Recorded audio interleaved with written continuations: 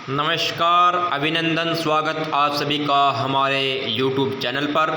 जैसा कि आप सभी को पता है साथियों, हमारे चैनल का मुख्य उद्देश्य हरियाणा सरकार की छोटी बड़ी अपडेट, घोषणा और योजना की जानकारी आपको सबसे पहले सबसे सटीक मिले।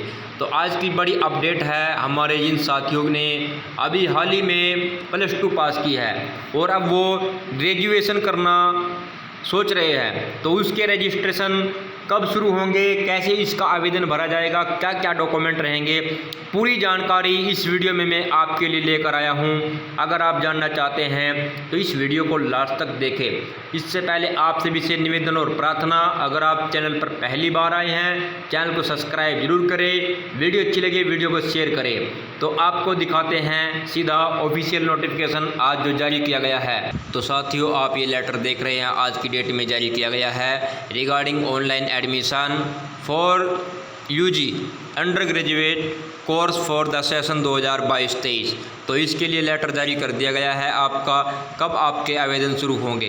तो ये ऑफिशियल साइट से मैंने अभी डाउनलोड किया है, तो आप देख सकते हैं 27-28 filling the college profile modules details. साथियों, आपके लिए जो इम्पोर्टेंट डेट है वो है online registration topic number 3 and submission application by applicant of online admission portal. तो 1/8 से आपका एडमिशन जो रजिस्ट्रेशन है वो शुरू हो जाएगा और 8/8 तक यानी कि 8 अगस्त 2022 आपकी अंतिम डेट रहेगी। ऑनलाइन डॉक्यूमेंट वेरिफिकेशन साथ साथ चलती रहेगी। फर्स्ट मेरिट लिस्ट जो आपकी जारी की जाएगी वो टॉपिक नंबर 5 पर आप देख रहे हैं 12/8/2022 को जारी की जाएगी। तो first merit list, second merit list और थर्ड मेरिट लिस्ट। तो ये मेरिट लिस्ट कब लगेगी साथियों, सबसे पहले आप अपना फॉर्म आवेदन शुरू करें। तो अब आपको मैं लेकर चलता हूँ सीधा, आपके डॉक्यूमेंट क्या रहेंगे। तो जिन साथियों ने अभी तक भी अपने डॉक्यूमेंट कंप्लीट नहीं करवाए हैं, मैं आपको पहले भी जानकारी दे चुका हूं। जिन्होंने बीए, बीएससी, बीकॉम या अन्य किसी भी कोर्सेज में एडमिशन लेना है उनके बारे में मैं एक बार पहले भी बता चुका हूं। इस प्रकार से आपके डॉक्यूमेंट बनेंगे, लेकिन फिर भी मैं आपको जो मेरे नए साथी चैनल पर जुड़े हैं उनको बता देना चाहता हूं किस प्रकार से आप अपने अपने डॉक्यूमेंट बनवा सकते हैं और क्या क्या डॉक्यूमेंट अनिवार्य रहेंगे। तो साथियों, इस प्रकार से हमारे कुछ डॉक्यूमेंट रहेंगे और ये डॉक्यूमेंट सबसे पहले आपका परिवार, फैमिली इनकम आईडी, परिवार पहचान पत्र। परिवार पहचान पत्र के बाद साथियों आपका Aadhaar card, scan copy, passport size photograph. Photograph में अक्सर बच्चे गलती करते हैं, जो उनकी फ़ोटो +1 +2 के समय की होती है उसी को अपलोड करवा देते हैं। इसमें आप ध्यान दें, अपना करंट का इस समय का फ़ोटो करवाएँ और इसी अपलोड करवाएँ, क्योंकि जो भी आपकी भविष्य में डीएमसी अन्य दस्तावेज बनते हैं उस पर फिर यही फ़ोटो आ जाती है, स्कैन कॉपी ऑफ सिग्नेचर। तो सिग्नेचर आप एक बार सोचिए समझिए, उसके बाद ही अपने सिग्नेचर को बनाएं। 10th +2 मार्कशीट ये कंपलसरी रहेगी आपकी।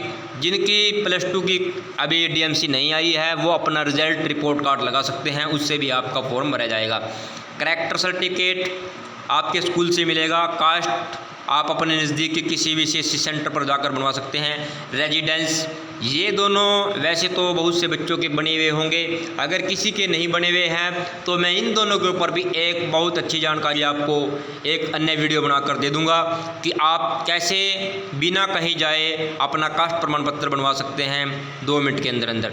माइग्रेशन सर्टिफिकेट, इसकी रिक्वायरमेंट बहुत कम में होती है और ये आपको अपने स्कूल से ही मिल जाता है।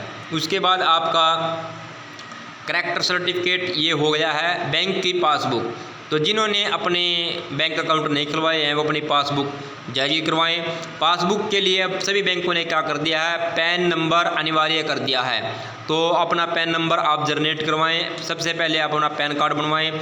अभी आपके रजिस्ट्रेशन शुरू होने में लगभग 3 से 4 दिन का समय है, तो आपके पास समय है। अपना पैन कल ही अप्लाई करवाएं। सुबह सबसे पहले अपने नज़दीकी किसी भी सेंटर पर जाएं और अपना पैन कार्ड अप्लाई करवाएं।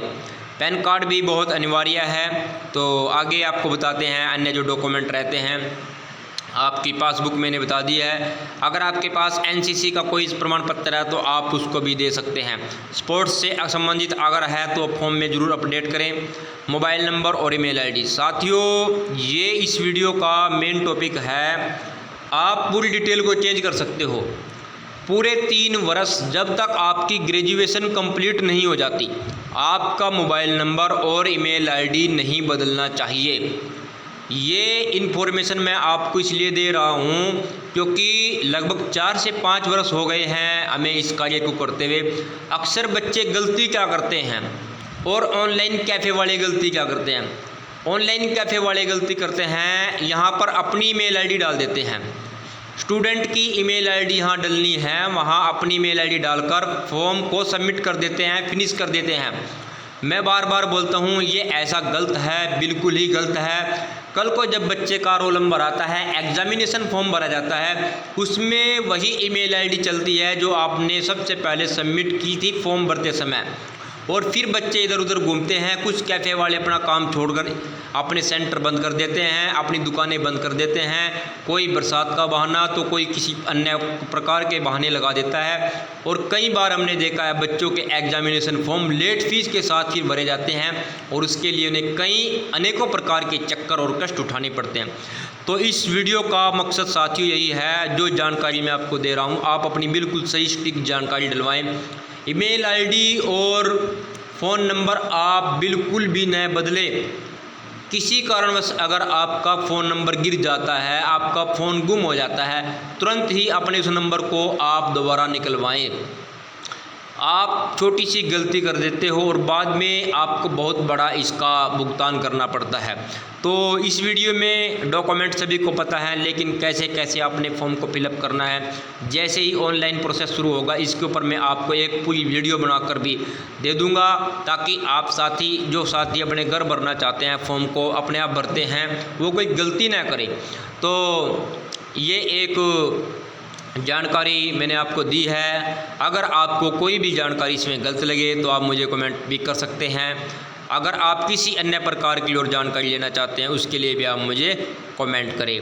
मोबाइल नंबर और ईमेल आईडी पर साथियों आपने बहुत फोकस करना है। अपनी ईमेल आईडी और फ़ोन नंबर आपने नहीं बदलना है और अपने पासवर्ड को प्रिंट के साथ सेव रखना है। ये बहुत ही छोटी छोटी बातें। और अभी आपने +2 की है, कॉलेज की लाइफ में अभी आपने बहुत कुछ देखना है। तो सबसे पहले आपने यही देखना है कि अपना मोबाइल नंबर, अपनी ईमेल आईडी और जो आप फॉर्म भर रहे हैं जिस भी कैटेगरी से, मान लिया आप आर्ट सिलेक्ट कर रहे हैं तो आर्ट में हमने देखा है बच्चों को यह नहीं पता होता है कि उसकी रुचि किस सब्जेक्ट में है। वो बोलता है कि सर आप अपने आप 4 एग्ज़ाम भर दीजिए, 4 पेपर भर दीजिए। तो ये गलतियां होती हैं छोटी छोटी। और फिर बाद में आप कहते हैं कि सर इकोनॉमिक्स मैंने सिलेक्ट करवाई थी, उस समय आपने कर दी थी और मेरे को इकोनॉमिक्स आती नहीं है। क्योंकि इकोनॉमिक्स एक टेक्निकल सब्जेक्ट है, एक बहुत ही बारीकी से समझने वाला सब्जेक्ट, और आर्ट में बहुत से बच्चे इसमें गलती कर बैठते हैं। तो जो भी सब्जेक्ट है, किसी की हिस्ट्री में रुचि नहीं होती है, किसी की पॉलिटिकल साइंस में रुचि नहीं होती, तो जिस सब्जेक्ट में आपकी रुचि है अपने बड़े भाई बहन से, अपने साथी से संपर्क करें कि किस सब्जेक्ट को लेने से क्या बेनिफिट होगा। आपकी जो नींव है यहीं से शुरू होती है और यहीं पर ही आपकी नींव ख़त्म हो जाती है। ख़त्म का साथियों मतलब क्या है, वीडियो थोड़ी लंबी हो सकती है, लेकिन जो भी जानकारी दूंगा बिल्कुल विद प्रूफ आपको मैं दे रहा हूँ और अपने एक्सपीरियंस के आधार पर दे रहा हूँ। बच्चे अक्सर भटक जाते हैं +2 करने के बाद कि अब हमें क्या लाइन सेलेक्ट करनी है। आप बीएससी कर लेते हो, बीएससी के बाद एमएससी कर लेते हो और एमएससी करने के बाद फिर आप कहाँ जाते हो, आपने जहाँ से अपनी पढ़ाई शुरू की थी आपकी ख़त्म भी वहीं हो गई। जब पूछा जाता है कि आप अब किस लाइन में जाओगे, बोल देते हैं हमने तो ऐसे ही कर ली थी, ऐसे ही बीएससी कर ली, ऐसे ही एमएससी कर ली, या ऐसे ही बीए कर ली, ऐसे ही एमए कर ली। और एमए करने के बाद वो फिर सोचते हैं कि इससे अच्छा हम कंपटीशन की तैयारी करते ग्रेजुएशन के बाद तो हमारा कुछ बन जाता। तो ये एक बहुत ही बड़ी और ज़बरदस्त बात मैं आपको बताने वाला हूँ और बता रहा हूँ साथियों इस वीडियो में, कि आप एक बार अपने विवेक का अपने बड़े भाई बहन से, अपने रिश्तेदारों से जो अदर क्वालिफाइड हैं किसी भी फील्ड में, तो उनसे संपर्क करें एक बार कि किस फील्ड में जाना आपके लिए उचित रहेगा। ऐसा ना हो आपने मेडिकल ले ली है या नॉन मेडिकल ले ली है और इस समय आपका जो स्टैंडर्ड है वो आर्ट वाले बच्चे का है हो सकता है आपने +2 80% नंबरों के साथ ले ली है, लेकिन आप बीएससी में उस लेवल तक अगर नहीं पहुंच पा रहे हैं तो आप लटकने की बजाय आप आर्ट विद मैथ ले सकते हैं, आप आर्ट में अन्य सब्जेक्ट ले सकते हैं, ताकि आपकी जो डिग्री है वो 3 वर्ष में कंप्लीट हो जाए। मेन फोकस साथियों यही है, और देखा है और समझा है बहुत बारीकी से। गांव से अक्सर जब एडमिशन होते हैं, 1 वर्ष में एडमिशन के दौरान पहले मंथ में 30 से 40 बच्चे कॉलेज के लिए रवाना होते हैं। मैं आपको आज असलियत बताने वाला हूं इस वीडियो में। पहले महीने में घर से 30 से 40 बच्चे रवाना होते हैं। आने वाले 3 महीने में, पहले महीने में 30 से 40 बच्चे जाते हैं, अगले 3 महीने में उसका रेशो 20 से 30 रह जाता है, यानी कि आपके 10 बच्चे 3 महीने में ही गुम हो जाते हैं। अब बात की जाए अगले 1 वर्ष की, तो 1 वर्ष में जो बच्चों की संख्या है वो 15 से 20 पर चली जाती है। 1 वर्ष में आपका रेशो 50% रह चुका है। क्या कारण है उसके पीछे मैं पूरी जानकारी इस वीडियो में आपको दे चुका हूँ, क्योंकि आपने अपनी लाइन को सही तरीके से सिलेक्ट नहीं किया। जब तक आपका बेस क्लियर नहीं होगा, आपकी लाइन क्लियर नहीं होगी, तो आप सफलता प्राप्त नहीं कर सकते हो। और जब आखिरी आपके 3 वर्ष होते हैं, जब 2017 में 30 से 40 बच्चे कॉलेज में गए और 17 के बाद जब 20-21 सेशन आया तो कितने बच्चों ने ग्रेजुएशन को कंप्लीट किया, तो हमने देखा बहुत बारीकी से, गांव से मुश्किल से 3 से 4 बच्चों ने पहली बारी में बिना किसी री के, बिना किसी कंपार्टमेंट के, बिना किसी सप्ली के 3 से सिर्फ 4 बच्चों ने ग्रेजुएशन को पास किया। आखिर 30 से 40 बच्चे जाते हैं और ग्रेजुएशन करते हैं 3 से 4। चलो उसके बाद कुछ 5 से 4, 5, 6, 7 बच्चे जो री वाले होते हैं वो अगले साल कंप्लीट कर लेते हैं, और 1-2 बच्चा लगभग 5 साल में कंप्लीट कर लेता है। क्योंकि गांव स्तर पर जो ग्रेजुएशन का लेवल है, बहुत से बच्चे ऐसे होते हैं जो 6 साल में ग्रेजुएशन को कंप्लीट करते हैं, यानी कि डबल ग्रेजुएशन वो कर लेते हैं, एक ही ग्रेजुएशन को 2 बार करते हैं। इसलिए क्योंकि एक एग्ज़ाम को वो 2 बार या 3 बार देते हैं और बार बार कंपार्टमेंट उनकी आती रहती है। तो अगर आपका पढ़ाई का स्टैंडर्ड अच्छा नहीं है तो आप अपने घर वालों के, अपने माता पिता के पैसे खराब मत करें। इससे अच्छा है कि आप कोई अपना कार्य सीखें, अपने हाथ की दस्तक करें, ताकि आप कोई अन्य कारोबार कर सकें। तो ये एक मेरी निजी सलाह है और मैंने बहुत बारीकी से समझा है, सोचा है, तभी जाकर आपको यह जानकारी मैं दे रहा हूँ। अगर जो भी पेरेंट्स इस वीडियो को सुन रहे हैं वो अपने बच्चों का पहले बेस क्लियर करें कि आप बीए कर रहे हैं, अब बीए के बाद आपका अगला टारगेट क्या होगा।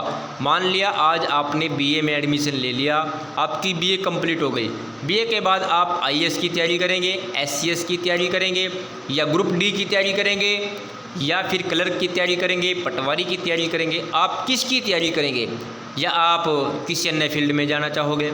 तो ये अपना बेस आप तैयार करें। उम्मीद है आप सभी को मेरे द्वारा दी गई जानकारी अच्छी लगी होगी, वीडियो अच्छी हो गई। अगर किसी साथी को मेरे द्वारा दी गई बात अच्छी न लगे तो मुझे कमेंट कर सकता है, उसके लिए मैं पहले ही क्षमा और माफ़ी मांगता हूँ। धन्यवाद। जय हिंद। भारत माता की जय।